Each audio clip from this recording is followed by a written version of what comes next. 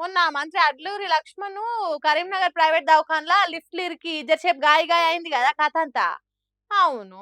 అందరికి ఎరుకున్న ముచ్చటనే ఇగిప్పుడుగా పాత ముచ్చట ఎందుకు ముంగటేసుకోరా అంటే, ఇగో ఓ కొత్త ముచ్చట ఒకటి బయటకొచ్చింది. చూపిద్దామని పట్టుకొచ్చిన.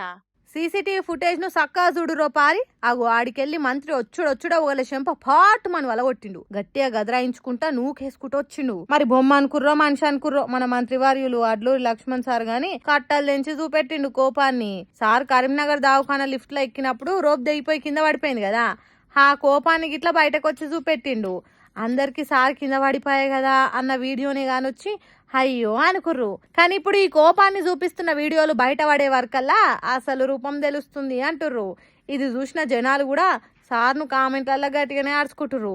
పాపం వాళ్ళు కూడా ఏమైనా కావాలని చేసిరా సారు?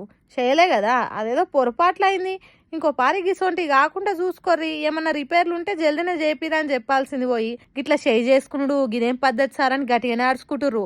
ఇప్పటికే కాంగ్రెస్ పార్టీ పుట్టెడు పంచాలల్లా మందితోని మాటలు పడుతుంది. మీదికెళ్ళి గిసొంటి మంత్రులు చేసే పనులతోని ఉన్నగా ఆయన పాతార కూడా ఇంకింత పాల్సగా అవుతుంది. ఏమంటారులా?